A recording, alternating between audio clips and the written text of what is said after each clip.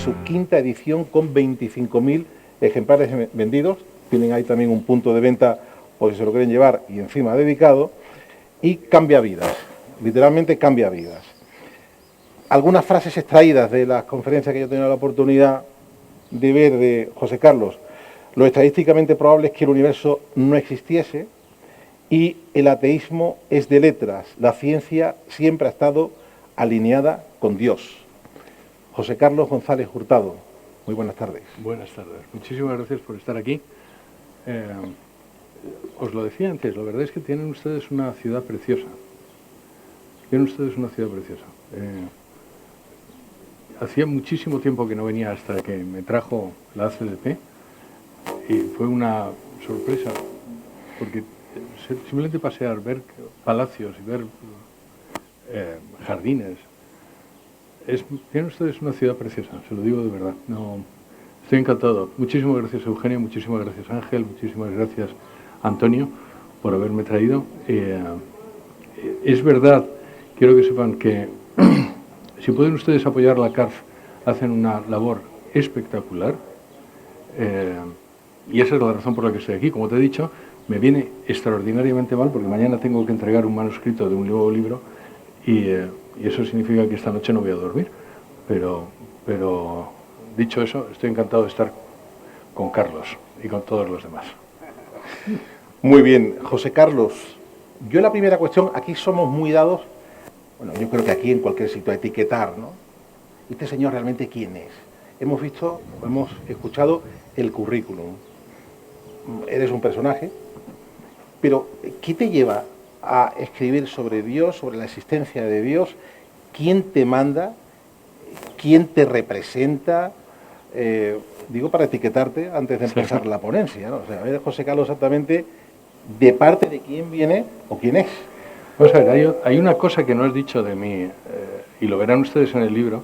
Está dedicado, estoy casado y tengo 7 hijos, y esa es probablemente la parte la más importante de mi currículum. Es verdad, yo llevo 30 años fuera de España. Yo he vuelto a España hace 5 ya casi, y toda mi vida he vivido fuera de España y me he encontrado, cuando he vuelto a España, lo suelo decir, que España tiene, vamos a decirlo, áreas de mejora. Entonces, ¿qué es lo que me manda a escribir el libro? Yo empecé a dar unas conferencias en Ucrania, cuando yo vivía en Ucrania y en Rusia, empecé a dar unas conferencias sobre ciencia y Dios. Me gustaron, entonces cuando me fui a Alemania, seguí dando conferencias de ciencia y Dios. Después, cuando me fui a Francia, seguí dando conferencias. Alguna de esas se hizo viral, se puso en internet, se hizo viral, y entonces un editor me pidió que le escribiera el libro. Y esa es la razón por la que he escrito el libro. Como tú has dicho, o sea, la parte más bonita del libro, a mi juicio, es que todas las semanas recibo un mensaje de alguien, además no los exagero, o sea, tengo cientos, que se ha convertido. Para mi sorpresa, o sea, lo que me dice es simplemente que pónganse ustedes, hagan lo que tienen que hacer y el Espíritu Santo hace lo demás. Gracias a Dios tengo un montón bueno, gracias a Dios no, tengo un montón de defectos, pero gracias a Dios la vanidad no es una. Entonces no tengo ninguna duda de que no es el libro. Lo que es el libro y el Espíritu Santo. Pero yo recibo hace nada uno, por ejemplo, que me dice que se va a bautizar. Gente que estaba lejos de Dios y que se acerca a Dios después de leer el libro. ¿Y de qué va el libro? El libro no habla de que Jesucristo es Dios. Si alguno de ustedes o ha estado en alguna de las conferencias que yo doy, siempre empiezo diciendo, yo soy católico y lo que creemos los católicos es 3 cosas. Dios existe, Jesucristo es Dios y la Iglesia Católica es la verdadera. Ese, si quieren, es el resumen del credo. El libro trata de la primera de esas verdades, de que Dios creador existe. No entra en las evidencias sobre que Jesucristo es Dios, que las hay, que de eso es el libro que tengo que presentar mañana. Y tampoco habla de las evidencias de que la Iglesia Católica es la verdadera. ¿Me oyen? Más o menos. Sí. Bien. Estaba diciendo que las 3 verdades son Dios existe, Jesucristo es Dios y la Iglesia Católica es la verdadera. El libro trata de Dios existe. Y para mi sorpresa, eso hace que la gente dé el salto y vaya a la Iglesia Católica. ¿Y por qué? Pues por una de las cosas que suelo decir. Miren, el 82% de las personas que se han alejado, sus hijos, sus nietos, que se han alejado de la práctica religiosa, es porque piensan que Dios y ciencia están enfrentados. Es la principal razón. No porque haya un sacerdote que me caiga mal, o haya un dogma que no me crea, o simplemente porque no quiera vivir de determinada forma. Para los jóvenes, estoy hablando de los millennials y para abajo, para los jóvenes la principal razón por la que abandonan la práctica religiosa es porque piensan que Dios y ciencia están enfrentados. Y piénsenlo ustedes, ninguno de ustedes lo que quiere es parecer el friki. Ninguno de ustedes, ninguno quiere parecer el tonto. Entonces, cuando sus hijos van a una universidad y en la universidad hay un profesor que les dice, ¿tú crees en Dios? Eso es como creer en Mickey Mouse. Eso, y muchas veces eso repetido, hace que los jóvenes pierdan la fe. Lo que yo hago en el libro es demostrar que lo inteligente es creer en Dios, que además es cierto. Que las personas, suelo repetirlo, el 95% de los premios Nobel de ciencias se manifiestan como teístas o religiosos. El 97% de los premios Nobel de física, teístas o religiosos. El 95% de los premios Nobel de física, de química de los últimos 100 años son teístas o religiosos. El 93% de los premios Nobel de fisiología y medicina son teístas o religiosos. Menos del 5% de los premios Nobel de ciencias de los últimos 100 años son agnósticos o ateos. Sin embargo, el 35% de los premios Nobel de literatura se manifiestan como ateos o agnósticos. Por eso siempre digo que ser ateo es de letras. Y luego suelo preguntar, ¿usted es de letras, verdad? Ateo. Y eso hace que los jóvenes realmente, como piensan que la ciencia es el culmen de la inteligencia, lo que piensan es, yo quiero no ser tonto. Hay un premio Nobel de química que se llama Christian Amundsen que decía literalmente eso. Hace falta ser idiota para ser ateo. No lo digo yo, lo dice él, que es premio Nobel de química. ¿La ciencia refuerza tu fe? ¿Cómo llegas, o ya estabas, tú ya eras una persona creyente cuando la ciencia te aportó algo como tal? ¿Has aplicado este efecto en otras personas no creyentes o con dudas en ti mismo?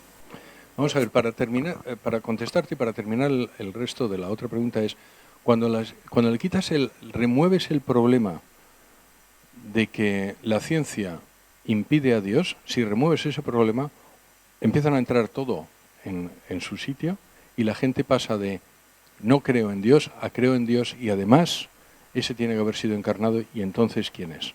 El libro termina con ¿y ahora qué?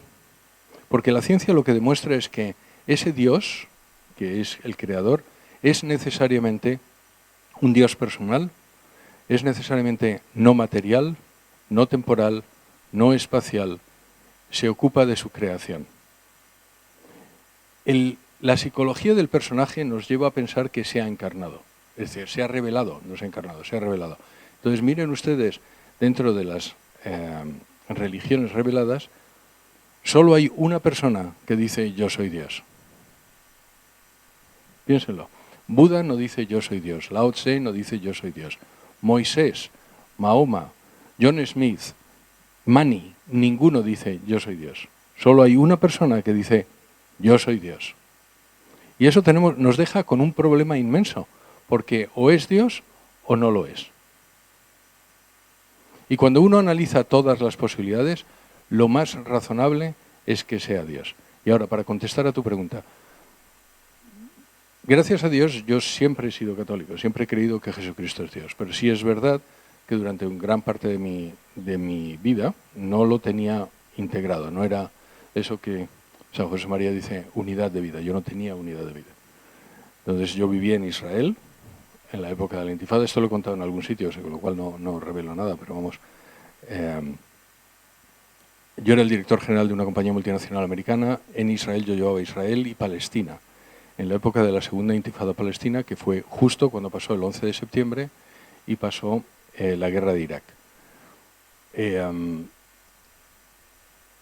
Por circunstancias mi familia se fue, me quedé solo y en aquel momento pues realmente, pues mira, en una ocasión estaba en Jerusalén, salí de una pizzería que se llama Esbarro y al día siguiente voló por los aires.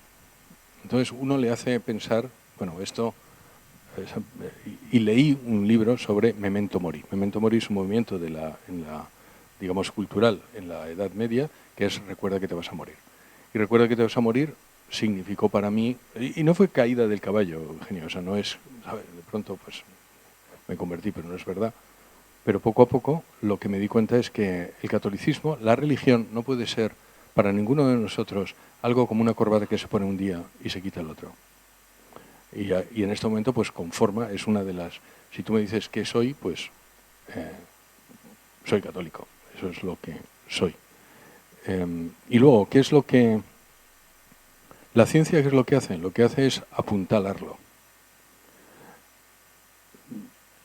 No hay nadie que entrando en la ciencia y viendo las evidencias científicas pueda concluir otra cosa que hay un Dios creador.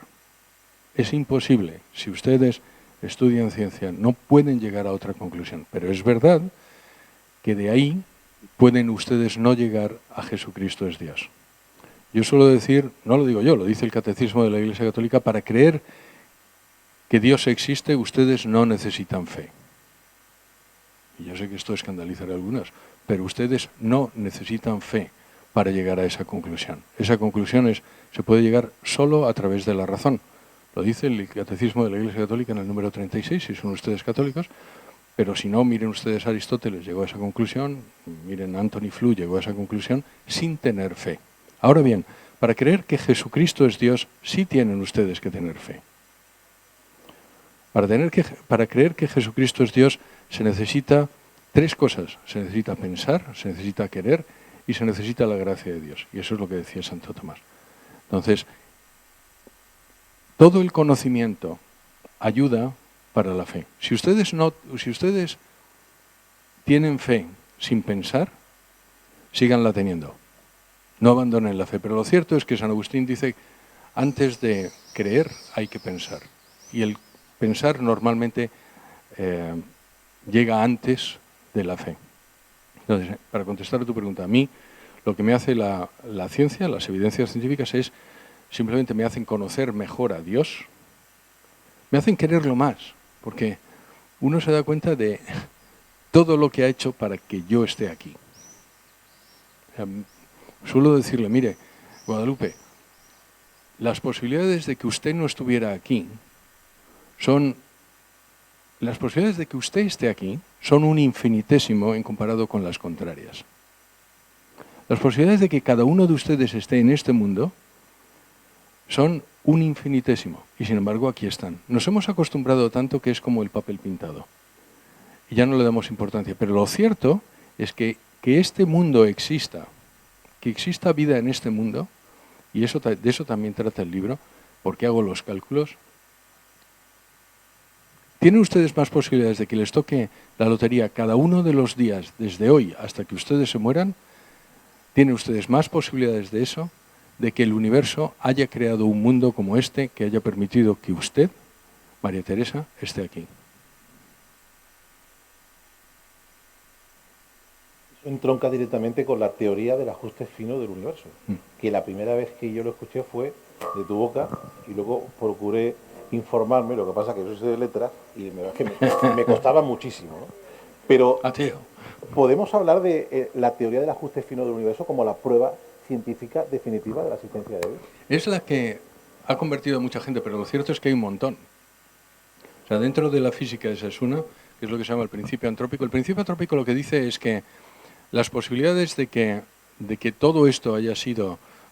De hecho, calcula las posibilidades de que cada una de las constantes tenga otros valores y cuáles son el valor que tiene. Y luego, las posibilidades conjuntas de todo ello. No sé si me he explicado, pero vamos, básicamente, les voy a poner un ejemplo.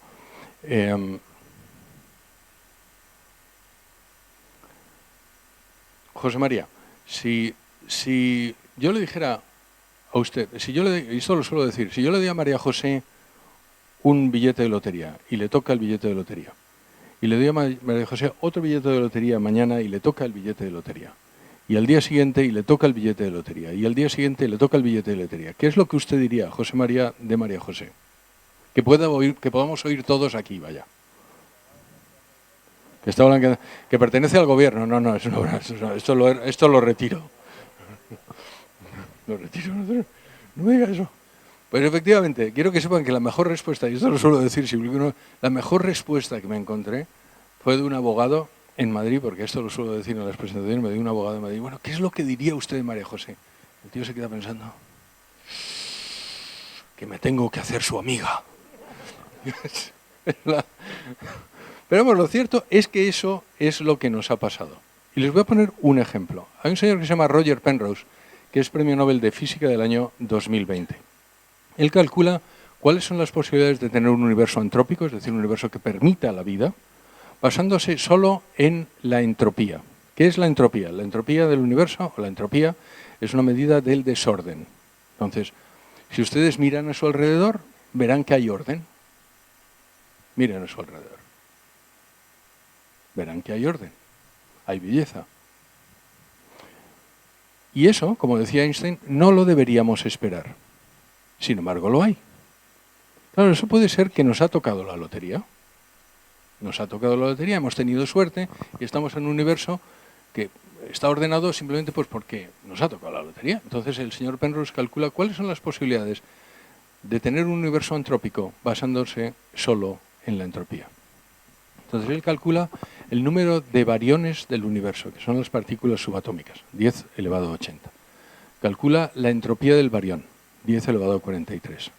La conjunción, 10 elevado a 123. Resulta que esos son, no voy a complicar, pero vamos, son los espacios de fase de los posibles universos. Dicho de otra forma, ¿cuántos billetes de lotería he dado?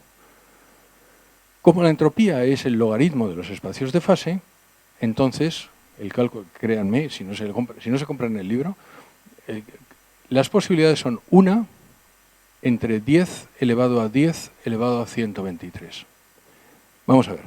Las posibilidades de que tengamos un universo antrópico, es decir, que permita la vida, basándonos solo en una de las constantes del universo, en una de las variables del universo, que es la entropía, es 1 entre 10 elevado a 10 elevado a 123. Ese número es tan grande que no existe ordenador en el mundo que sea capaz de calcularlo. Es un número tan grande que el propio Roger Penrose dice, mire, voy a seguir con José María. José María, si yo le doy a María José un billete de lotería y reparto 10, ¿qué suerte, y le toca, qué suerte ha tenido? Y de cualquier lotería. 1 entre 10, un 10%. He repartido 10. Si reparto 100, un 1%. Si reparto 1000, un 1 por 1000. ¿Vale? 1 entre 10 elevado a menos 3. Si reparto más, 1 por 10 elevado a menos 4. Bueno, pues ¿cuánta suerte hemos tenido solo con esto? 1 entre 10 elevado a 10 elevado a 123, que es 0, y luego pongan un 0 por cada átomo del universo. Por cada átomo del universo. 0,000. Pongan un 0 por cada átomo del universo y todavía necesitarían más. Esa es la suerte que hemos tenido. De hecho, es exactamente lo que dice el señor Penrose. Esa es la afinación que ha tenido el creador del universo. Y esa solo en una variable. Entonces, para contestar, sí, esa es una de las razones por las que mucha gente se convierte. Y bueno, esto no es lógico que haya sido así. Está claro, como decía, hay un señor que se llama Fred Hoyle. Él era ateo. De hecho, hizo la vida imposible al padre Lemaitre, que es el que descubrió, si quieren, el Big Bang por primera vez. Y el Fred Hoyle, cuando se convierte, dice, no hay nadie en física que no se dé cuenta de que las leyes de la física nuclear no han sido sino formuladas a propósito. Las leyes de la física han sido formuladas a propósito. Si doy una respuesta muy, muy larga, usted me levanta la mano, ¿vale? No te preocupes que el encargado soy yo, que te corto, pero de momento no hace falta. Ese 5% de premios Nobel que no son teístas, que no son religiosos, que no son creyentes, eso con estas pruebas tan evidentes, tan palpables, tan reales, ¿esto obedece a una postura esnovista? Esto simplemente, bueno, mi ignorancia me sabe mal en un premio Nobel, pero ¿esto a qué es debido? Ya no solamente el 5%, sino cualquier persona que alegremente, además presumiendo de ello, se declara agnóstica o directamente atea. ¿Hay una postura esnovista en todo esto? Yo creo que no es esnovismo. Fíjate, es una muy buena pregunta a mi juicio, porque si es tan evidente, ¿por qué hay un 5% de gente que decide que no? Y fíjate que la respuesta la acabo de decir, que decide que no. Que decide que no. Lo estudio al final del libro. Hay varias razones. Una de ellas es probablemente que nosotros no estamos dando el ejemplo que deberíamos dar, pero sinceramente eso no es ni la mayor razón. La principal razón, a mi juicio, es la soberbia. La soberbia es la que hace que una persona no quiera desatornillarse de eso en lo que ha estado propugnando toda la vida. Decía Santo Tomás que, como he dicho, decía Santo Tomás que la fe es una moción del entendimiento asistida por la voluntad, no, bajo el imperio de la voluntad y asistida por la gracia. Y luego decía, de los tres elementos, el que suele faltar es la voluntad. Y pongo una cita de un filósofo ateo que se llama Thomas Nagel, que él dice literalmente, a mí me sorprende que toda esa gente que está alrededor mío, que son inteligentes, creen en Dios. Dice, porque yo no quiero un universo que necesite a un creador. ¿Qué es lo que realmente está diciendo? Hasta ahí la cita. ¿Qué es lo que está diciendo? Lo que está diciendo es, yo quiero ser Dios, y la razón por la que no creo en Dios es porque no quiero. Nuestra voluntad puede hacer rechazar a Dios a pesar de cualquier tipo de evidencias. Entonces, la principal razón es la soberbia y la voluntad. Y te voy a poner un ejemplo literal. Me llamaron en una ocasión para ir a Barcelona a salir a convencer a la gente de que Dios existe, y está en YouTube, 6 veces, 5 minutos en las Ramblas. Estaba en las Ramblas de Barcelona, entonces venía un periodista, un chavalín periodista, entonces le preguntaba, ¿usted cree en Dios? Sí, no, tal. Y entonces, dependiendo de su respuesta, venía yo y le intentaba convencer en 5 minutos. ¿Qué es lo que pasó? Había 3 personas mayores y 3 jóvenes, 3 grupos de jóvenes, 3 grupos de mayores y 3 jóvenes. De las personas mayores, una mujer creía en Dios, con lo cual, fenomenal. Luego había 2 señores que no, un señor que iba solo y que no me vas a convencer, y otro señor que iba con una mujer, con su mujer. Entonces, pues no sé, empecé a decir, bueno, usted sabe que el universo se creó hace 13.700 millones de años. Por supuesto que lo sé. Pues fenómeno. Usted sabe que, que Rayor Penrose, pues claro que sí. Entonces, ¿qué es lo que pasaba? Me di cuenta que lo que no iba a hacer él es cambiar de opinión delante de su mujer cuando llevaba siendo un matacuras durante los últimos 30 años. Ahora vamos a los jóvenes. Había 3 grupos. Uno de 2 chicas jóvenes que eran ateas y siguieron siéndolo. Otro de 2 chicas jóvenes que una lo era y la otra no. Y en 5 minutos le dije, mira, tú sabes, pues, no sé, yo qué sé, el genoma humano. Pues no lo sabía. ¿Tú sabes el principio atrópico? Pues no lo sabía.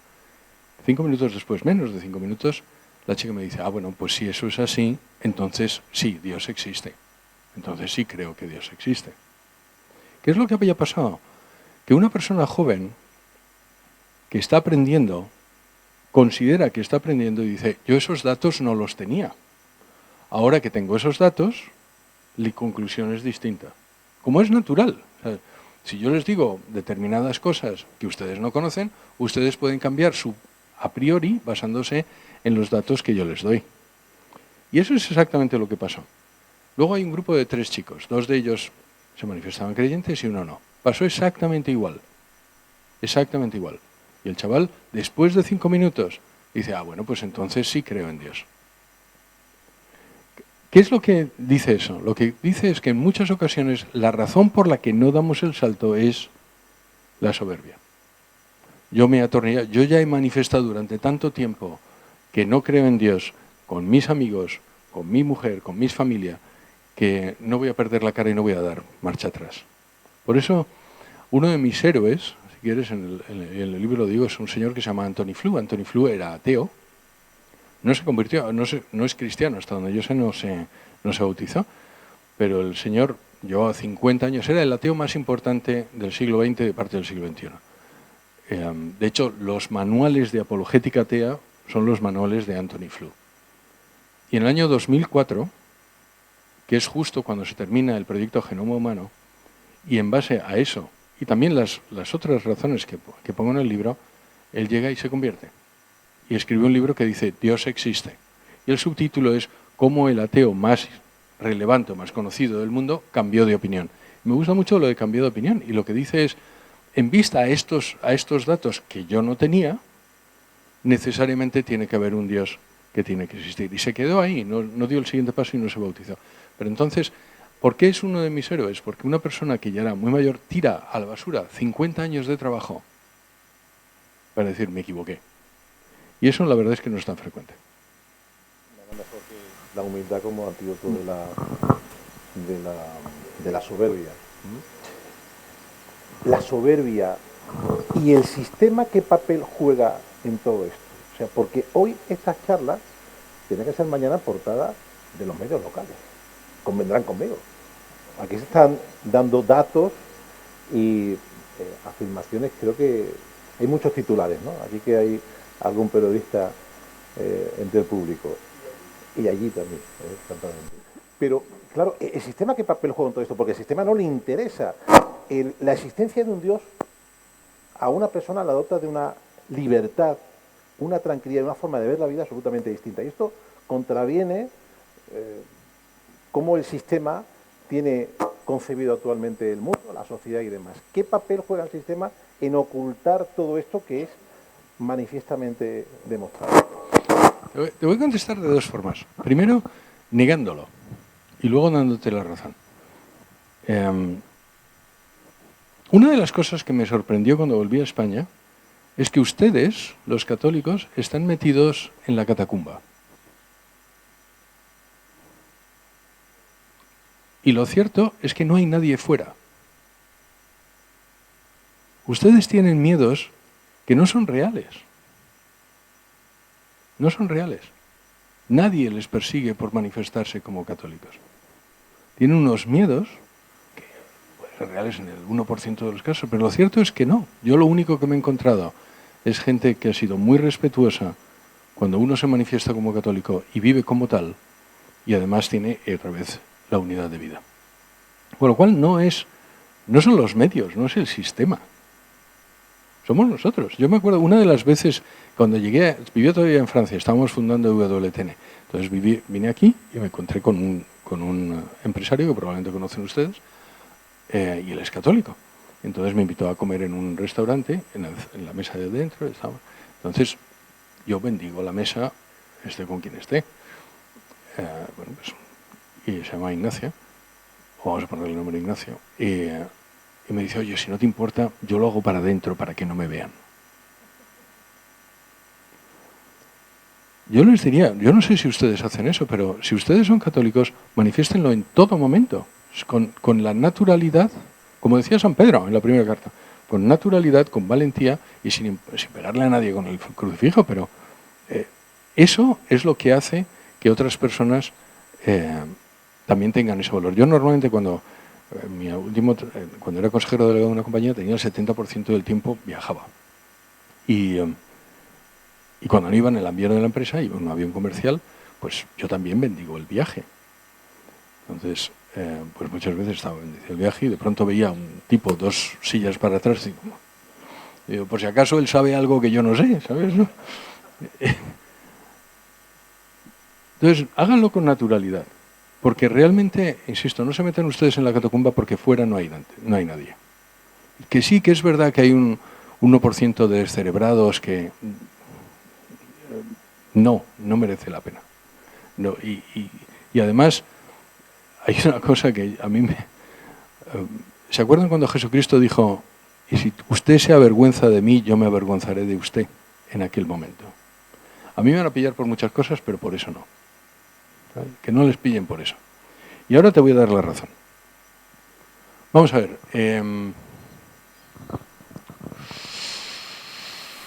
Begoña. Si yo cojo aleatoriamente 100 sacerdotes, usted diría que son, y perdónenme la simplificación, más conservadores o menos conservadores que la media de la sociedad. Le he preguntado a Begoña.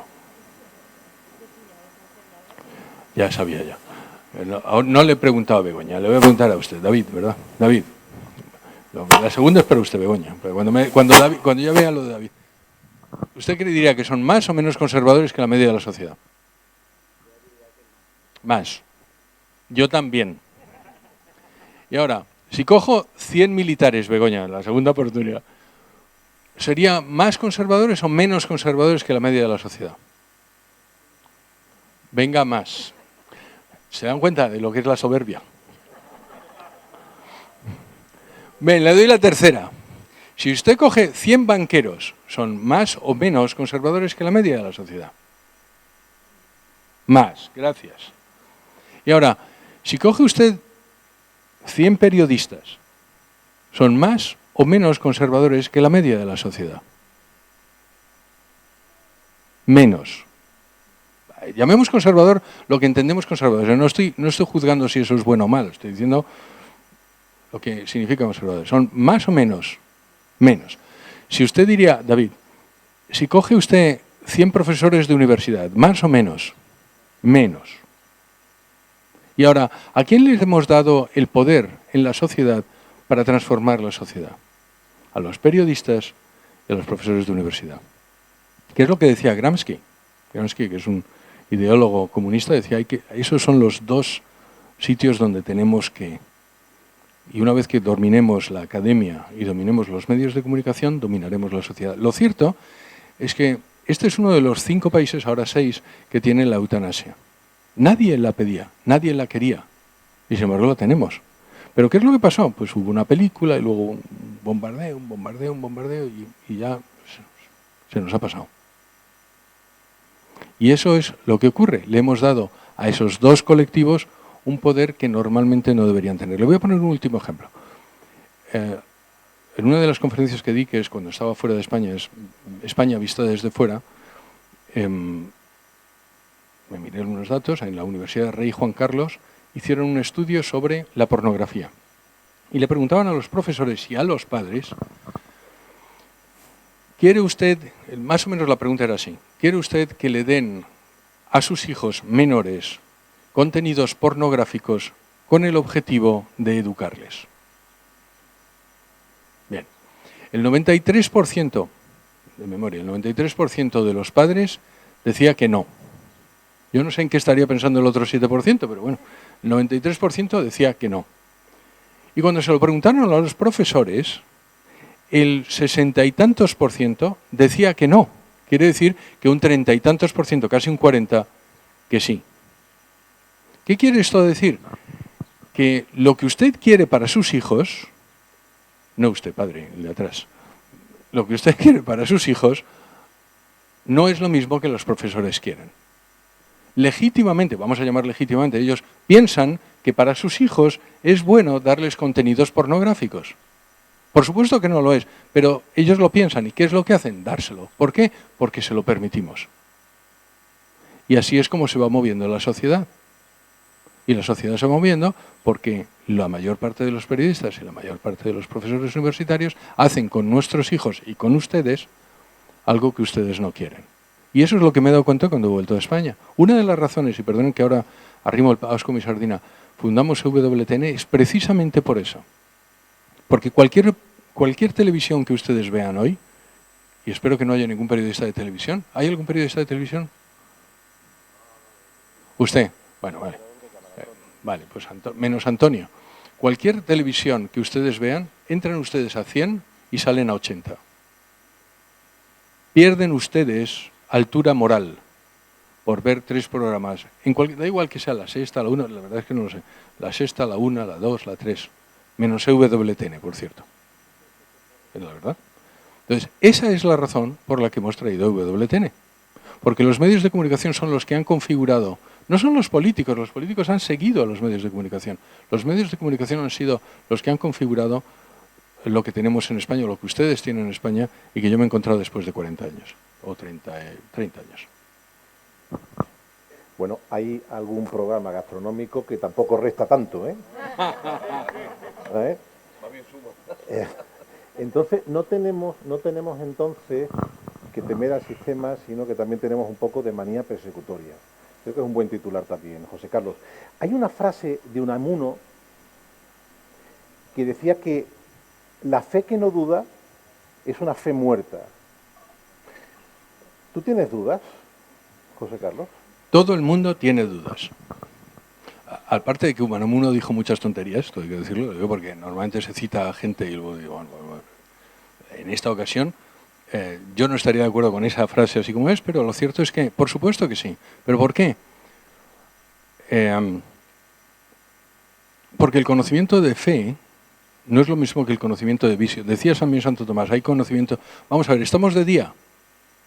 ¿Es de día? ¿Es de día, María Teresa? Sí, es de día. ¿Tiene usted que hacer algún esfuerzo intelectual o de voluntad para llegar a esa conclusión? No. Con lo cual tampoco tiene mérito decir eso. Bien, el conocimiento de fe no es de vicio, eso es lo que llamaba vicio, es de cognicio, decía Santo Tomás. Entonces, sí, tiene usted que poner algo de voluntad. Y por tanto, eso hace que en algunas ocasiones generen dudas. Ahora, créanme, si ustedes tienen dudas y tienen fe, el ateo tiene muchas más dudas. Muchas más dudas. ¿Por qué? Porque la creencia que Dios existe es natural en el ser humano. No lo digo yo, hay 3 estudios en el libro que menciono, uno de Finlandia y 2 de Estados Unidos, entre personas que son ateas y lo han sido siempre, personas que no han sido educadas en ninguna religión, donde necesariamente los niños llegan a la conclusión de que existe una inteligencia creadora basándose simplemente en el orden que existe en la naturaleza, en la bondad que tienen, que ven en sus padres, o en el amor que sienten. Es natural en el ser humano creer que Dios existe. Eso es lo que Dios nos ha puesto. Con lo cual, ¿qué es lo que hace un ateo? Hacerse violencia intelectual constantemente. Hace violencia intelectual constantemente. Es decir, todo aquello que ve, dice, no, ha sido por casualidad. Todo aquello que siente, dice, no, esto es un producto de la evolución. Y sabe que no es verdad. En el fondo, sabe que no es verdad. Con lo cual, sí, se tienen dudas de cualquier conocimiento que no sea vicio, se tienen dudas. Ahora, las dudas que tengo es, ¿Dios no existe o Jesucristo es Dios? Pues, no, sinceramente, no. Yo diría que eso no. En el Holocausto nazi, la sociedad de entonces se preguntaba, y nos preguntamos hoy día, ¿dónde estaba Dios? Ahí también está muy escondido esto de si Dios existe, ¿cómo puede permitir la situación que se está viviendo en Gaza, la guerra de Rusia, Ucrania, los desastres naturales? ¿Cómo Dios permite esto? Si Dios verdaderamente existe, ¿cómo es posible que pueda ocurrir un holocausto y se pueden repetir holocaustos a lo largo de la historia hasta nuestros días? Vamos a ver, esa es probablemente la pega, si quieren, para la existencia de Dios, que probablemente es más, a mi juicio, más razonable, si hubiera alguna. Primero, es gracioso porque efectivamente yo he vivido en Ucrania, he vivido en Rusia, he vivido en Israel, parece que me sigue. Tengan ustedes miedo. No. Ahora vivo en España. No, Víctor, no se ría usted. Pero sí yo cuando vivía en Israel sí me he encontrado con gente que había perdido la fe por eso. Y digo, oye, ¿por qué? Es que se mataron a mis padres, mataron a mis suegros, mataron a mis abuelos, mataron a mis hermanos. Hay un sitio a la salida de Jerusalén que se llama Yad Vashem, que es el museo del Holocausto. Yo salí llorando y no soy muy melifluo. Las barbaridades que es capaz de hacer el ser humano, y luego he vivido en Ucrania, en la Ucrania post-soviética, y aquella sociedad, si yo no era comunista antes de ir, ahora yo creo que hace falta ser muy malvado o muy ignorante para ser algo parecido a comunista. Se lo digo con la experiencia de haber vivido en una sociedad postcomunista. Aquello es el infierno. Aquello era el infierno. Y podría darles todo tipo de detalles. Y ahora, la pregunta. Entonces, ¿cómo es que Dios lo permite? Primera respuesta.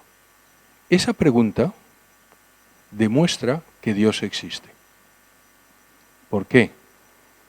Porque si ustedes preguntan por qué existe el mal, es que ustedes saben lo que es el mal y además piensan que no deberían esperarlo. ¿Por qué? ¿Por qué? ¿Por qué si Dios no existe hay algo malo? No debería haber nada malo ni bueno, sería indiferente moral, si Dios no existiera. Es decir, el hecho que ustedes esperen que el mal no progrese es porque Dios existe, porque algo les dice a usted que existe el bien y existe el mal. ¿Qué es lo que nos dice que existe el bien y existe el mal? ¿Qué es el bien? ¿Qué es el mal? Es una realidad objetiva y externa a nosotros. Y es lo mismo para José María que para mí. ¿Por qué? ¿Quién ha creado el bien y quién ha creado o quién ha hecho la ausencia de bien? ¿Por qué tenemos esa intuición? Primera respuesta. Segunda respuesta, porque normalmente quien lo pregunta es un ateo. Bueno, entonces, ¿Dios dónde está? Entonces la respuesta, primera respuesta que deberían decir, bueno, ahora yo te voy a dar una respuesta que lo explica y que además te da esperanza. ¿Cuál es la respuesta del ateísmo? No lo explica y no da esperanza. No hay explicación y no hay esperanza. Es decir, el ateísmo lo que dice es, estás mal, se te ha muerto un hijo, Dios no lo quiera, ha fallecido tu hermano. Eso me ha pasado en conferencias que me dicen, sí, José Carlos, todo eso está muy bien, pero yo tengo un hijo de 6 años y se ha muerto. Entonces, en ese caso, abrácenlo. Abracen a la persona, porque no hay nada de lo que yo pueda decir, nada de lo que ustedes puedan decir que le quite a esa persona el dolor que tiene.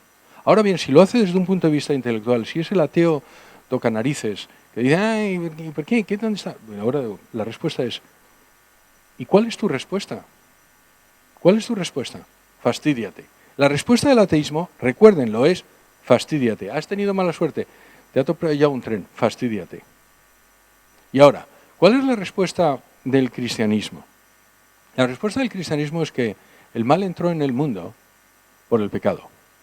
Y ahora, hay dos tipos de males. Está el mal espiritual y el mal físico. El mal espiritual tiene por origen el pecado. Tiene por naturaleza el pecado y tiene por origen la libertad. Usted obra mal, se produce un pecado, ese pecado produce un mal espiritual que le afecta a usted y a otros a su alrededor. Y luego está el mal físico, que tiene por naturaleza el sufrimiento y por origen el mal espiritual. Es decir, todo el mal se produce por el mal uso de la libertad. Ahora, Dios nos da la libertad y no nos la puede quitar. Y aquí es donde también es muy importante cuando ustedes hablen con algún ateo, porque viene el problema del concepto de la omnipotencia de Dios. Carlos, Dios es omnipotente, ¿verdad? Sí, hombre, me encanta, sí, hombre. Puede hacer todo, ¿verdad? Todo. Todo. Hombre, ¿es omnipotente o no es omnipotente? Puede hacer todo. Sí, vamos a hacer. Entonces puede ser malo.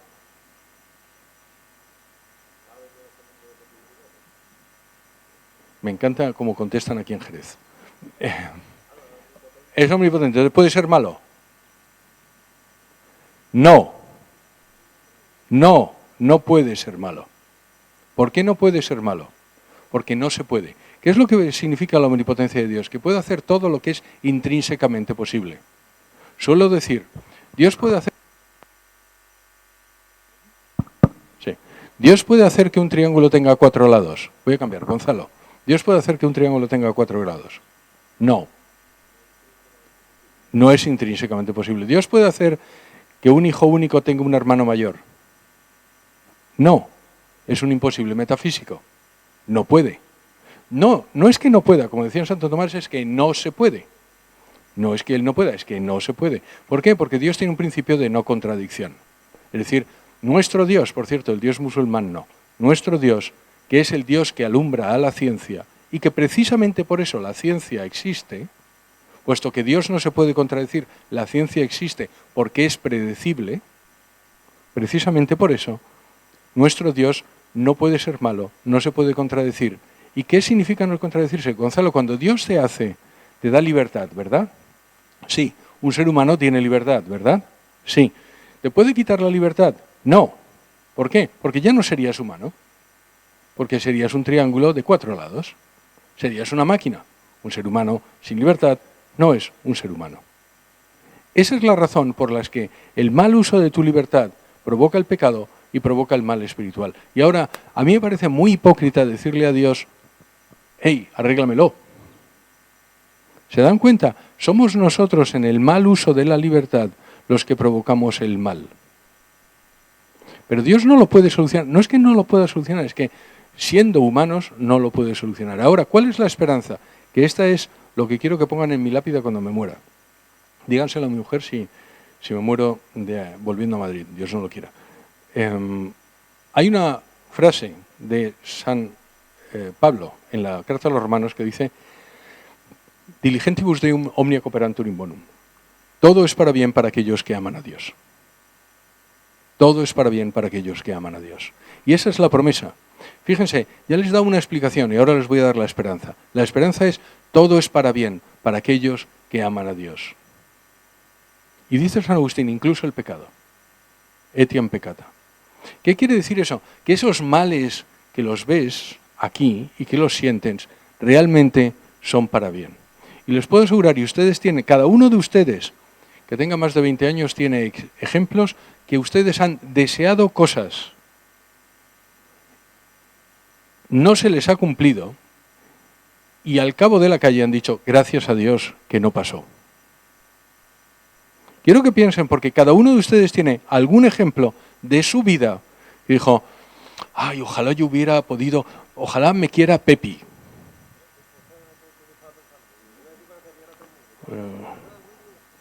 Carlos, ojalá, o que me den ese trabajo, o que pierda ese trabajo, y sin embargo, y gracias a Dios no pasó.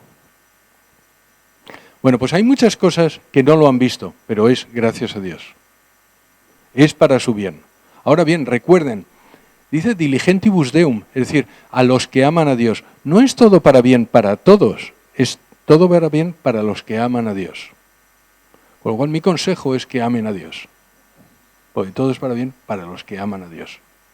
Y les puedo asegurar que eso si tengo un ejemplo, que yo no sé si lo dije aquí o lo he dicho en algún sitio, yo tengo ejemplos míos, pero para no poner uno que es más, hay otro benefactor de WTN que me contó esto. Dice, mira, José Carlos, yo tenía un contrato, el contrato más importante de mi empresa, es un empresario, llevaba 9 meses preparándolo y tenía que ir a firmarlo. Tenía que ir a firmarlo, me llaman en Nueva York, pues, venga usted a firmarlo, fenomenal, bueno, 9 meses preparándolo, voy a firmarlo, pum. Y justo cuando voy a entrar me llaman por teléfono y me dicen, no, lo hemos cancelado por esta y esta otra razón, lo hemos cancelado. El mayor contrato de mi empresa, 9 meses trabajando, se me cayó el alma a los pies. Él es católico, dice, bueno, pues me fui a rezar y a encomendar. Y se fue. Y cuando volvió, dice, bueno, por lo menos me voy a despedir de aquellas personas que me han fastidiado tanto. Entonces iba acercándose y en ese momento en la torre aparece un avión y dice ¡pum! Y en la otra torre hace ¡pum! Era el 11 de septiembre. Él tenía la reunión en las Torres Gemelas. Esto, conozco a la persona, quiero decir, no me lo inventaba. Hay un señor que se lo puede decir. tenía la reunión en el piso 40 de las Torres Gemelas, gracias a que no firmó el contrato, me dice, gracias a que no firmé el contrato estoy aquí. Fíjense, pasó en prácticamente 2 horas entre ¿por qué me haces esto? A gracias por hacerme esto. Y esa es la esperanza del cristiano. La esperanza del cristiano es que todo es para bien para aquellos que aman a Dios. Todo es para bien. Y luego nos daremos cuenta. Nuevas evidencias científicas de la existencia de Dios, del Dios de los cristianos, de los musulmanes, del Dios de los judíos, del Dios de los anglicanos, de los protestantes. ¿Cómo han recibido en estas comunidades el libro? ¿Has tenido la oportunidad de Sí, me han tener invitado. feedback? Sí, me han invitado a... primero, efectivamente, es nuevas evidencias científicas de la existencia de Dios, Dios personal y Dios único. Es decir, no es politeísta. Lo que dice la ciencia es que Dios tiene que ser uno, que tiene, lo que he dicho ya, tiene que ser personal, tiene que ser inmaterial, tiene que ser intemporal. Entonces eso es el mismo Dios, es el Dios abrámico, si quieres. Y por tanto, tanto los musulmanes como los cristianos, como los judíos, están de acuerdo en absolutamente todo lo que dice ahí.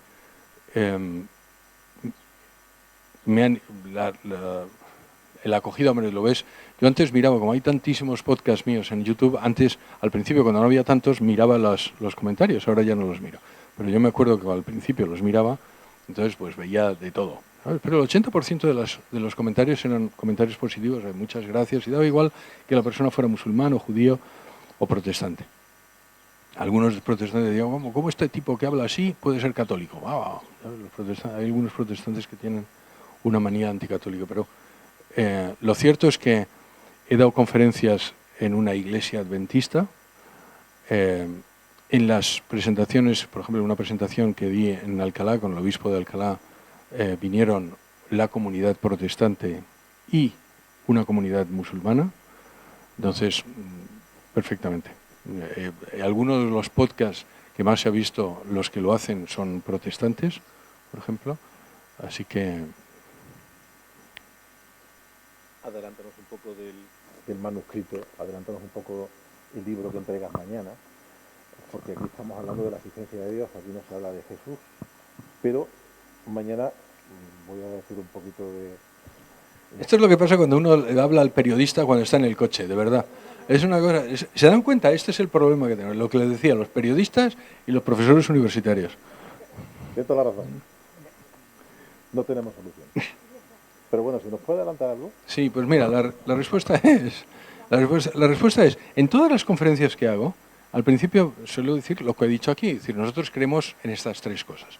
Y siempre, al final, siempre, el 90% de las veces, al final viene y me dice, bueno, pues, ¿y cuáles son las evidencias de que Jesucristo es Dios? Porque las hay. Entonces, el libro trata de las evidencias de que Jesucristo es Dios. No son evidencias tan palmarias como esto, es decir, siempre a uno, Jesucristo, o sea, Dios nos deja el espacio para decirle que no, pero la verdad es que son muchas más evidencias de las que ustedes creen. Son, primero, bueno, esa es la respuesta.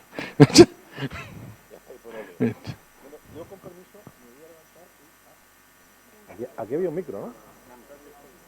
Vale, bueno, porque van a pasar por aquí. Vale, perfecto.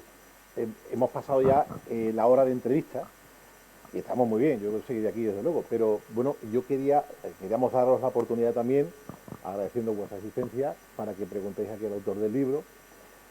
Luego individualmente no vais a poder hablar con él, porque no está firmando el libro, no tenemos que llevar por ahí a cenar. O sea que la oportunidad de cualquier duda ahora mismo se la pueden tratar, cualquier pregunta. David, por aquí. Llega enseguida el micrófono.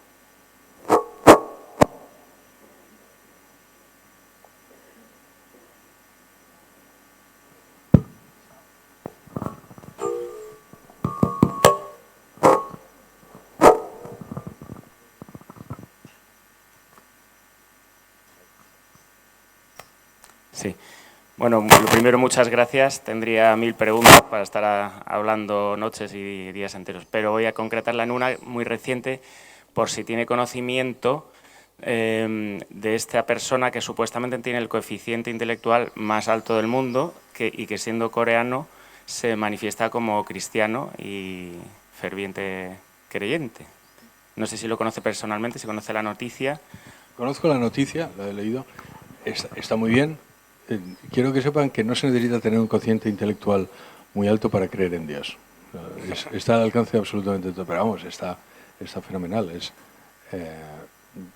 Si fuera a la inversa, no cambiaría nada. Eso es lo que digo, porque, por ejemplo, muchas veces me dicen, bueno, entonces pues, el señor Hawking, ¿se acuerdan del señor Hawking? Que era ateo y murió ateo. Bueno, pues el señor Hawking, siendo una persona inteligente, primero era mucho menos inteligente de lo que ustedes creen, en el sentido de que era, o sea, no le estoy quitando ningún mérito, pero lo cierto es que se hizo famoso porque era el físico que iba en silla de ruedas. Si el señor Hawking no hubiera estado en silla de ruedas, pues probablemente no sería tan conocido. De hecho, como les he dicho, hay un teorema que se llama de Hawking-Penrose.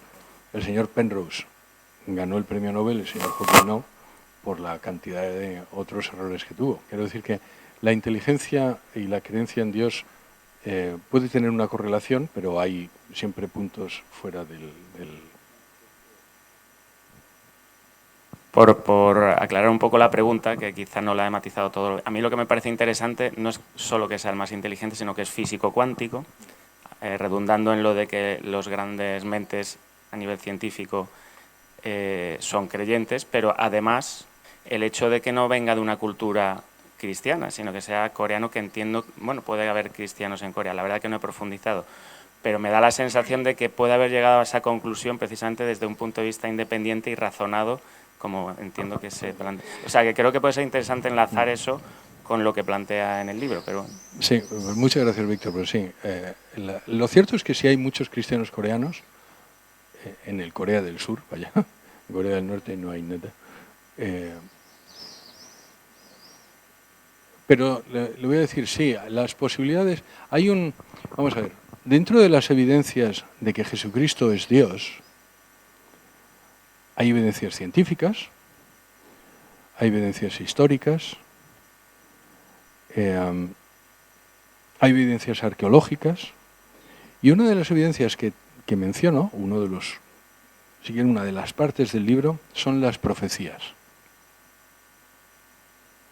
¿Por qué?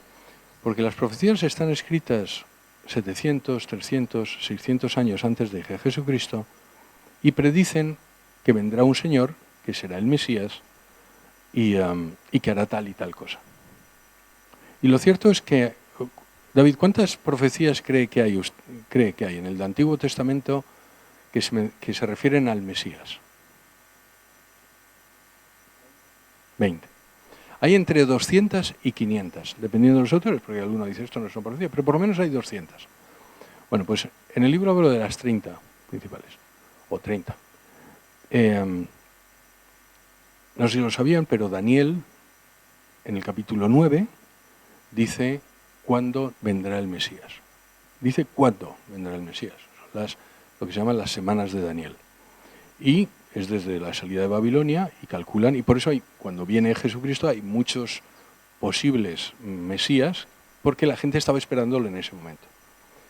Miqueas dice que nacerá en Belén.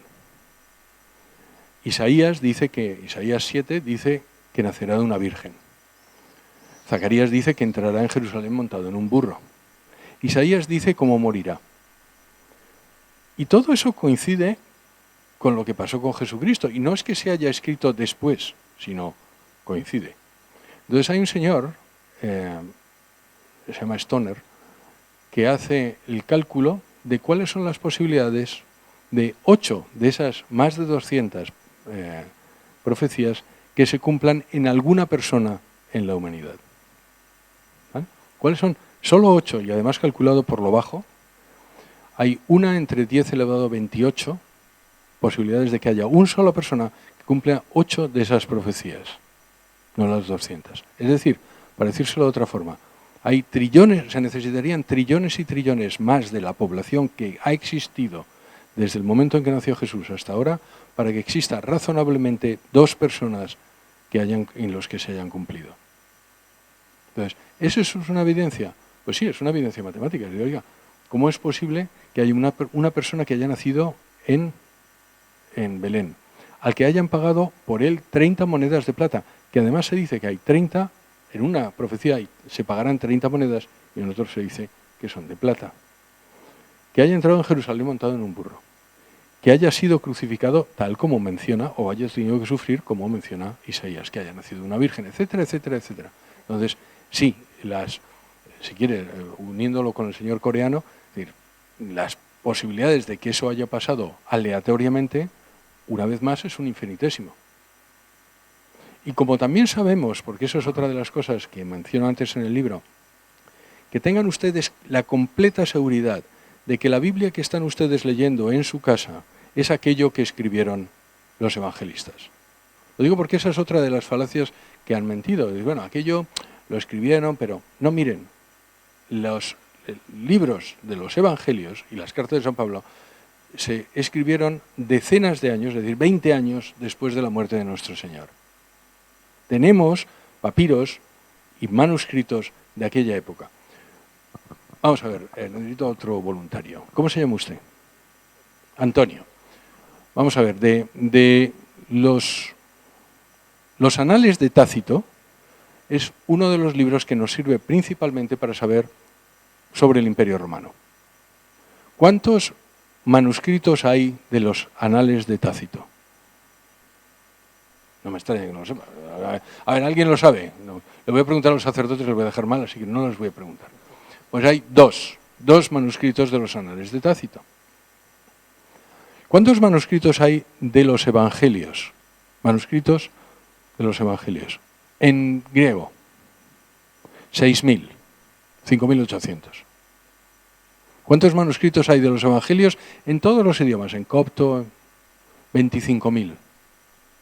Es decir, no tenemos falta de documentos, tenemos muchos documentos. ¿Saben cuál es la exactitud? Y los tenemos desde el siglo I. Y lo que sabemos es que dicen lo mismo que su Biblia en casa, con los fallos de las traducciones. Les voy a poner un ejemplo. Hay uno que se llama variables verbales.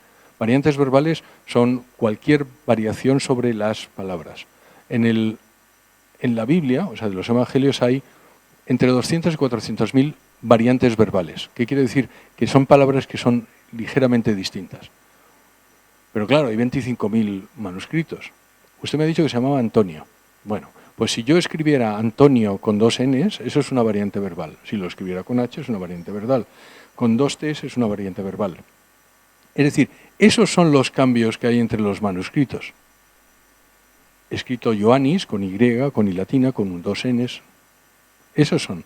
No hay ninguna variante entre todos los 25.000 manuscritos que hemos encontrado y la Biblia que tiene usted, ninguna que cambie ningún dogma, ninguna doctrina, nada importante de su religión. Nada. Eso en sí es un milagro. Porque lo lógico es que las personas que escriben, pues voy a poner que Juan, y sin embargo no, está. Con lo cual, si tenemos que todo aquello que se dijo de Jesucristo es lo que usted sabe, y tenemos que aquellas profecías se han cumplido con Jesucristo, no nos queda más solución. ¿Se da cuenta? Y así está manejado el libro. Lo que estoy haciendo en el libro es quitar todas las posibilidades. ¿Qué se dijo de Jesucristo? ¿Que estaba loco? Vamos a analizarlo. ¿Qué se dijo de Jesucristo? Que no existía. No sé si lo han oído.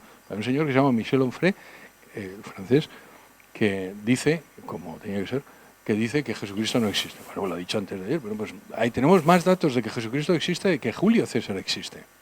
Entonces, si ustedes quieren dudar de tal, y hago la lista. Entonces, Jesucristo existe. Jesucristo no es un mito. Jesucristo no estaba loco. Jesucristo no era un mentiroso. ¿Qué es lo que nos queda? ¿Qué es lo que nos queda? Y luego, él dijo, yo soy Dios. Y luego está la tumba vacía.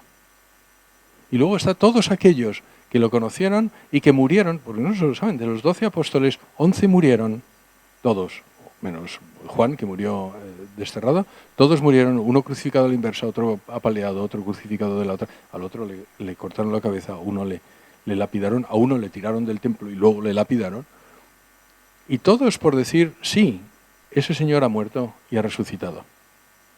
Entonces, si se dan cuenta, no me extraña que mi amigo el coreano piense eso, porque lo cierto es que yo termino diciendo, mire, lo único razonable es que Dios existe, y lo más razonable es que Jesucristo sea Dios.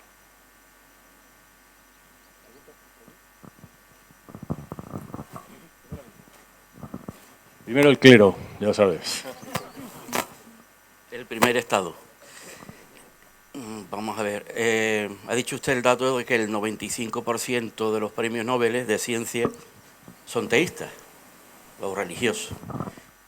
Pero eso no baja hacia abajo, porque si hiciera la pregunta que hizo antes, ¿usted considera que los curas son más conservadores? Si preguntaran, ¿usted considera que los profesores de instituto de biología o de química o de física son religiosos? Posiblemente todos llegaríamos a la conclusión de que no lo son.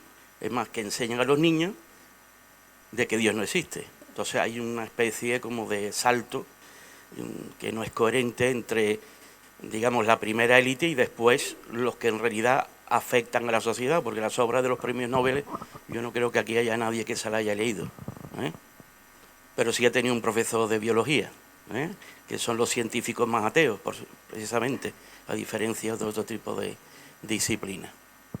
Segundo, hace unos años hubo un boom, y se podía encontrar en las librerías de Jerez, sobre el nuevo ateísmo, sobre todo británico, ¿no? Hubo incluso un debate entre el arzobispo de Canterbury y uno de ellos, que hizo un tratado de ateísmo, ¿no? Entonces, ¿qué ha sido de eso? Se le acusaba de que lo que hacían era demostrar el ateísmo con lugares comunes, casi infantiles, ¿no? Con lo que prácticamente se opina en la calle, que no tiene muchas veces mucho sentido. Y bueno, en tercer lugar, hace mucho tiempo que no soy nadie que haya estado hace poco en Israel, si puede decir algo sobre la situación actual en el Cercano Oriente.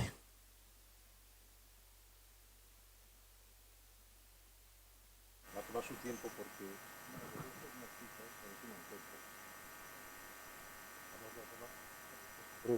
Porque hay mucha gente que pregunta. Vamos a ver, a la primera. Decía Werner Heisenberg que era premio Nobel y probablemente el físico más importante de la historia de la humanidad, el padre de la física cuántica, decía, un poco de ciencia, no, dice, al principio del vaso de las ciencias naturales, en el primer sorbo del vaso de las ciencias naturales te volverá ateo, pero al final del vaso está Dios esperándote. Decía Pasteur, decía lo mismo, un poco de ciencia te vuelve ateo, pero mucho de ciencia te convierte en religioso. Entonces, ¿qué es lo que yo lo siento? Porque el profesor de biología del colegio no es un científico. ¿Hay algún profesor de biología? Pues lo digo porque se lo digo a la cara. Usted no es un científico, es un profesor y no es un científico. Yo lo que estoy hablando es de científicos. Yo me acuerdo dando una charla en una universidad en Barcelona. Digo, bueno, ¿y quiénes de aquí son científicos? Mi señor levanta la mano y digo, ¿usted qué es? Sociólogo. Digo, hombre, ¿qué quiere que le diga? Entonces, no, esos no son científicos. Entonces, es gente que tiene una ideología y que practica esa ideología, pero no son científicos. Entonces, la ciencia se acerca a Dios. Efectivamente, la poca ciencia probablemente aleja. Estoy intentando encontrarlo, pero no lo encuentro. Hay en el libro usted se lo va a comprar, don José Jacinto, pues entonces a ver si lo ha leído, por favor. ¿Se lo ha leído? Cachis en los mengues, entonces ahí está. Bueno, pues hay un capítulo sobre el nuevo ateísmo.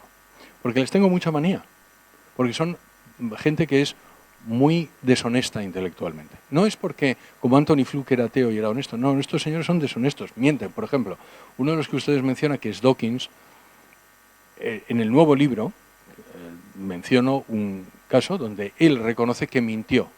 En uno que se llama The God Delusion, que es el libro que le ha hecho famoso, El espejismo de Dios en español, él dice que Jesucristo no existió. Dice, hay diversidad de opiniones y algunos piensan que Jesucristo no existió.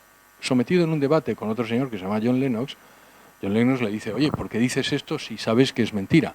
Y la respuesta del señor es, bueno, pues que en aquel momento convenía. Entonces, es una deshonestidad intelectual palmaria. Esos señores, a mi juicio, no tienen, insisto, lo miré en el libro, aparte de ser mala gente, es verdad que son mala gente. O sea, ellos, por ejemplo, proponen, yo tengo 7 hijos, proponen que me quiten a mí los hijos porque soy cristiano, puesto que yo no estoy habilitado para educarlos. Hay gente que viene del neomarxismo, o sea, cuando se les acaba el chollo de la Unión Soviética, a lo que se agarran es al ateísmo. Pero realmente están en franca retirada, o sea, De hecho, ya no son nuevos ateos. De hecho, Hitchens, que es uno de ellos, ha fallecido. Samuel Bennett ha fallecido también. El señor Dawkins tiene 80 y tantos años. Hay uno que se llama Sam Harris, que también es un poco más joven, pero vamos, están en franca retirada. Y no tienen la profundidad. O sea, si uno habla de Hume, que era ateo, o Anthony Flew, que era ateo, esos señores tienen una profundidad intelectual que yo no estoy de acuerdo con ellos, pero eran honestamente, intelectualmente ateos. Estos señores no. Eso es pura ideología. Lo único que quieren es quitarle a ustedes la fe. Pero vamos, mire, porque me he leído todos los libros de ellos y están todas las citas una detrás de ellos. Son a cual para más, yo creo que eso es para descerebrados, personalmente. Hay preguntas por aquí atrás y por aquí, las dos últimas porque... No, aquí el señor tenía, que se lo quitó el cura, me acuerdo. Sí.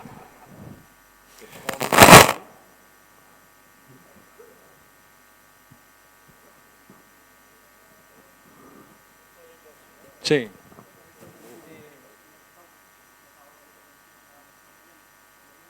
No, pero perdón, está preguntando este señor de aquí. Y además usted no se le oye. Dígalo fuerte. ¿Cómo se llama usted? Juan. Bueno, yo primero tengo que explicar una cosa porque si no, me parece que no me he enterado. El 5 de agosto hace 13 años que falleció mi hermano, pero no sí. Es decir, yo con 40 años, con lo cual en entorno familiar hemos vivido una enfermedad. Somos católicos y una prueba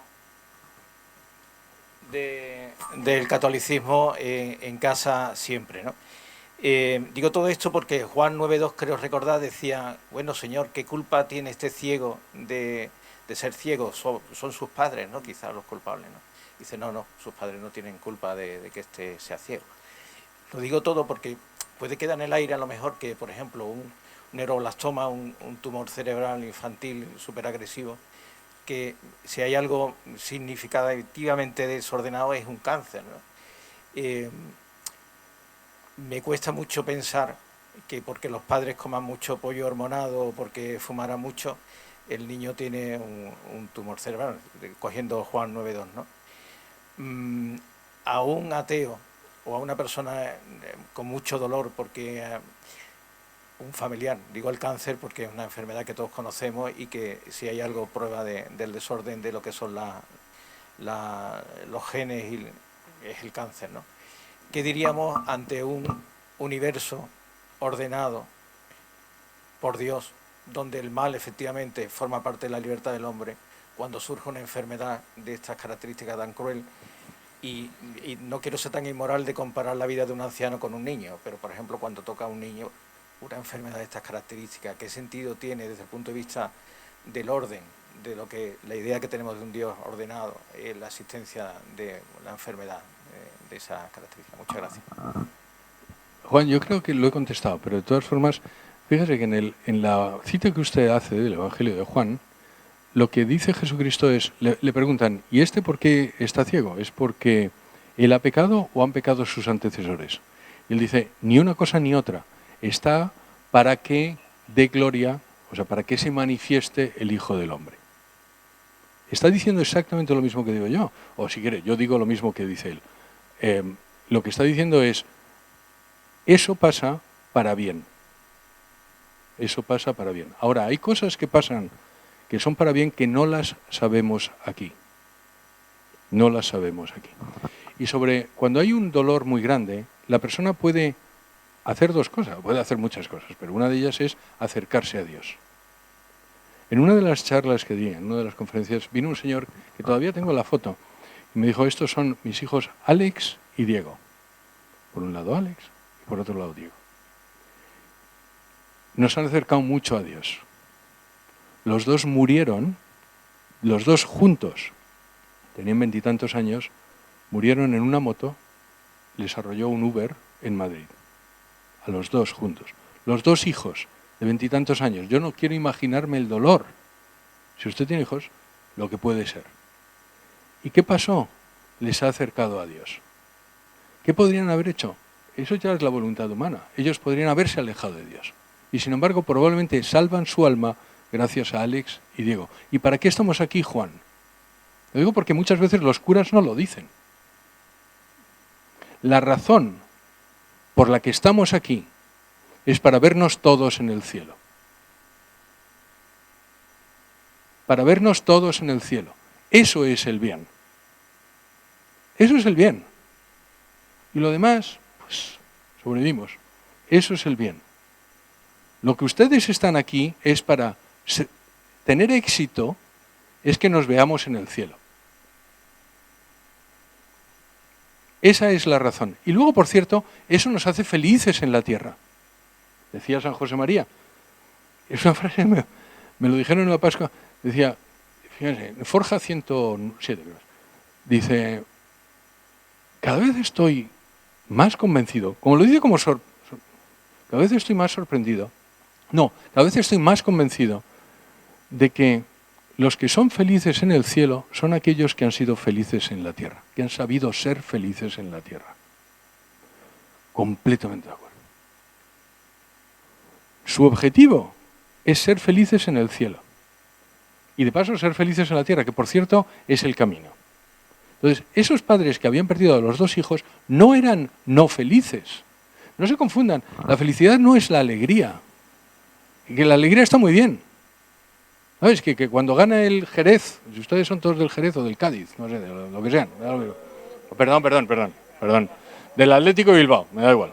Bueno, pues, del Morante. Muy bien. Pues cuando gana el Morante, pues eso es una alegría. Por supuesto que sí, eso está muy bien. Pero eso no es la felicidad es un estado. La felicidad es un estado. Y esa felicidad, que es un estado, no la da otra cosa que la paz que te da saberte hijo de Dios. Entonces, hay otro ejemplo en el libro, menciono, miren, yo era consejero delegado de una compañía que se llama IRI. Competíamos con otra compañía que se llama Ipsos. Ellos hacen un estudio sobre la felicidad en todo el mundo. Y es un estudio subjetivo, es decir, usted le pregunta, Juan, ¿usted se siente feliz? Sí, no, tal, pum. Y entonces lo ponen y lo comparan año a año. Primera cosa, los españoles somos el segundo país por la cola en felicidad. El segundo país por la cola. Éramos el más feliz y ahora somos el 2 por la cola. Segundo aprendizaje, ¿qué es lo que hace ser feliz? Y da igual que esté uno en Indonesia, en España, en Argentina. ¿Qué hace ser feliz? La propensión a ser feliz aumenta cuando tienen esas tres cosas. Salud, familia y Dios. Y da igual donde estén. Con la característica de que esta última le pueden faltar las otras dos y seguir siendo feliz si tiene a Dios. Con lo cual, esto no convence a nadie. Yo entiendo que, oye, pero lo cierto es que si usted quiere ser profundamente infeliz, por favor, sea ateo. Ese es el camino. Porque lo cierto es que está demostrado, quiero decir, en los estudios de Ipsos, año a año, que las personas que tienen esas tres cosas, familia, salud y Dios, tienen más felicidad. Eso no significa que no tenga un problema o que no tenga un cáncer. Dios no lo quiere. Nadie dice que un cáncer sea bueno. No es bueno. Pero puede ser para bien. Puede ser para bien. Termino. En una de las conferencias que di en Guadix, con el obispo de Guadix, salió un chaval que se llama Trigo, de apellido Trigo y de nombre, bueno, búsquenlo en internet, Álvaro Trigo. Un tipo espectacular. Él era ateo, lo voy a decir rápidamente. Era ateo, vivía fenomenal, pum, pum, pum. Tiene un incendio, se quema el 62% de su cuerpo. Cualquier persona que muere, que tiene más de un 50% de quemaduras, muere. Él no muere. 6 meses antes ha muerto su hermana. 6 meses antes ha muerto su hermana. Los padres son católicos, él no. Muere su hermana, 6 meses después él tiene 62% de quemaduras. Ha sobrevivido, probablemente es la única persona que con 62% de quemaduras en su cuerpo ha sobrevivido. Lo pueden ver en internet porque además se hace un triatlón, tal tipo como un jabato. Y lo que dice es, ahora sí creo. Y dice, yo es que no le deseo a nadie aquello que pasó, porque es cuando uno se pierde la piel, sangra, solo sangra, y le duele. Imagínense todo el día sangrando y le ponen, la piel es un órgano, con lo cual le ponen otra piel de muerto, y la rechaza. hasta que le pusieron piel sintética. Lo que tuvo que pasar ese chaval, que tiene 30 y tantos, ahora tiene 30 y tantos años, pero vamos, le pasó hace 6, es espectacular. Y sin embargo dice, José Carlos, fue para bien. Gracias a eso, mi madre, que estaba en una depresión porque había fallecido mi hermana, se sobrepuso, porque dice, claro, yo ya he perdido a mi hija, pero ahora voy a perder a mi hijo. No, se sobrepuso, la familia siguió siendo unida, él tuvo fe y la familia tiene toda fe. Entonces, ¿es deseable eso? No. Pero ¿cuál es el objetivo? Recuerda, el objetivo, Juan, es salvar el alma. Y hay que medir todo con respecto de eso. Hay que medir todo con, ¿eso me ayuda a salvar mi alma, sí o no?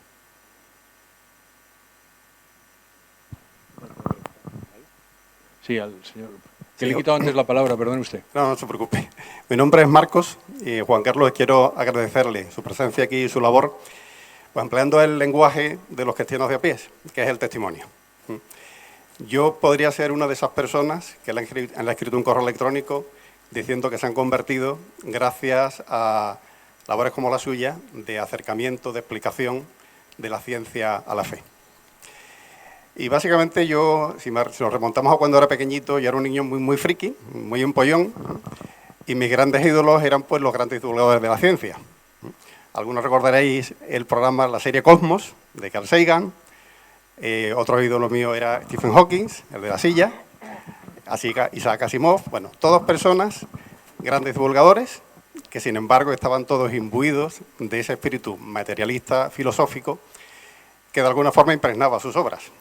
Con lo cual yo crecí en una especie de disonancia cognitiva entre la fe que había aprendido en casa y en el colegio y lo que me llegaba por parte de las personas a las que intelectualmente, los científicos, a los que intelectualmente adoraba. Claro, esto provocaba en mí pues un conflicto en la unidad de vida que mencionaba San José María.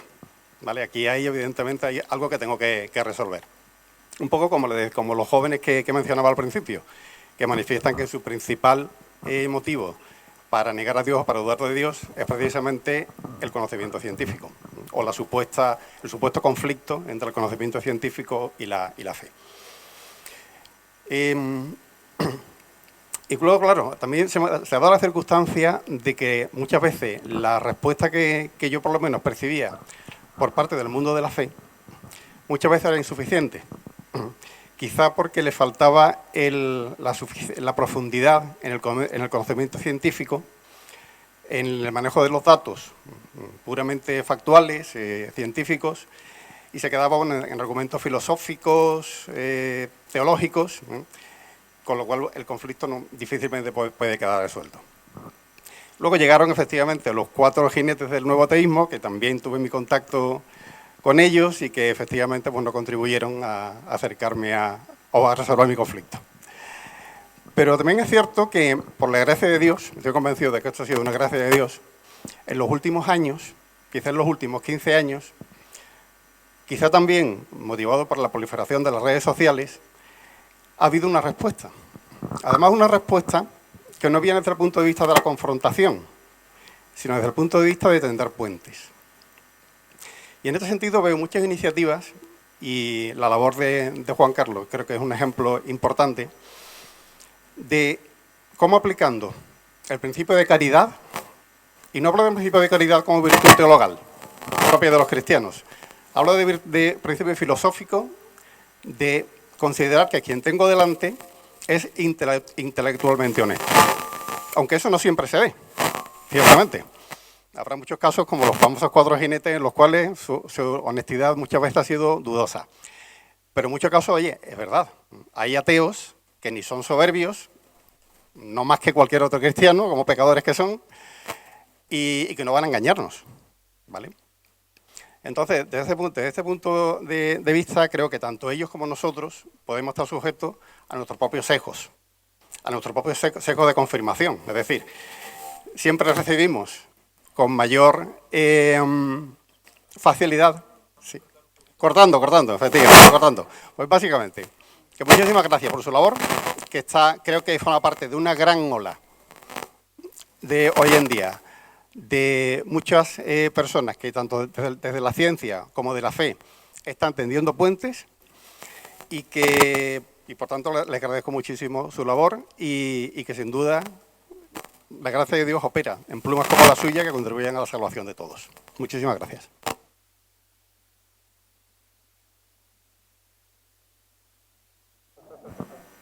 Yo, sí.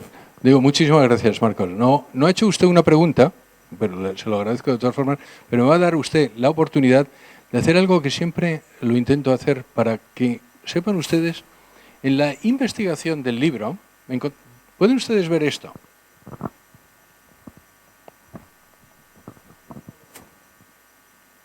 ¿Lo ven? ¿Ven? Hay 3 rayas, ¿lo ven? 3 rayas y una raya a la izquierda, ¿de acuerdo? ¿Lo ven? Sí. Hay una raya A, B, C y otra raya a la izquierda. Les voy a decir por qué les digo esto, porque en la investigación que hice en el libro me di cuenta de que esto nos pasa a todos, que es lo que se llama la conformidad. Se lo vuelvo a enseñar. Ustedes ven que hay una raya a la izquierda y 3 a la derecha, ¿verdad? Bien, pues hay un señor que se llama Solomon Asch, que a finales del siglo pasado hizo estos experimentos. Estuvo con sus alumnos y les preguntó, ¿cuál de las rayas de la izquierda, la A, la B o la C, tiene la misma longitud que la raya de la derecha? ¿Lo alcanzan a ver más o menos? ¿Teresa? La C. Todo el mundo ve que es la C, ¿verdad? Muy bien. Bueno, ustedes no lo ven, créanme, es la C. Y es evidente que es la C. Sin embargo, esto es lo que hizo. Y ahora vas a contestar en voz alta. David, la A, la A, la A, la A, la A. Y eran 8. Y el octavo, pues la A. Claro, lo que el octavo no sabía es que el experimento era él. Y los otros 7 estaban conchavados con el profesor para decir en voz alta algo que evidentemente no era cierto. Evidentemente es la C. Son 3 rayas, la longitud es exactamente como la C, sin embargo todos decían la A. Pues miren, en el 80% de los casos, el octavo decía también la A. Y cuando le preguntaron, y dijeron, ¿por qué? Dijo varias veces, varias razones, pero una de ellas es, oye, si todos han visto la A, el que estoy equivocado soy yo. Segundo, yo no quiero ser el friki, como decía Marcos, yo no quiero ser el friki. Entonces, si todos dicen la A, yo no voy a llamar la atención. ¿Qué es lo que está pasando? Lo que está pasando es que nos queremos conformar. El ser humano quiere conformarse, no quiere ser el friki, no quiere llamar la atención. Nos pasa a todos, nos pasa a todos. El experimento sigue porque dice, vamos a hacer cambiar uno de los 7. La A, la A, la C, la A, la A, la A. ¿Y saben qué pasa? El octavo, el 80% de los casos, tiene la suficiente valentía para decir la C. Tiene la suficiente valentía para decir lo que sus ojos ven. ¿Por qué les digo esto? Porque supongo que la mayoría de ustedes son católicos. Y ese que nosotros creemos que es Dios, nos dijo a todos, vosotros sois la luz del mundo. Vosotros sois la sal de la tierra. Y si no saláis, solo servís para ser pisadas. Ustedes tienen que ser la persona que diga la C. Porque créanme, todos están viendo lo mismo. Lo que pasa es que no lo dicen. Es como lo del traje nuevo del emperador. ¿Se acuerdan de aquella historia? Basta que un niño que diga, no, el emperador está desnudo, para que todos los veamos desnudos. ¿Cuántos sexos existen? 2. Eso es lo que dice la ciencia.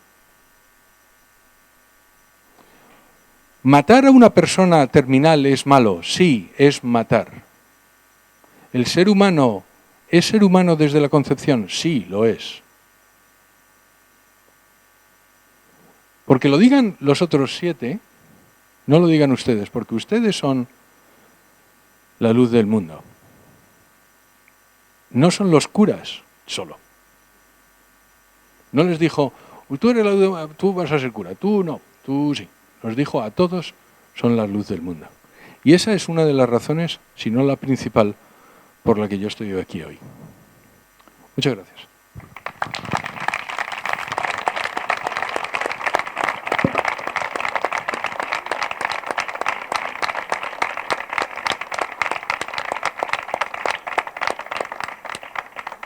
Bueno, pues José Carlos, un placer escucharte, un placer haber compartido contigo esta...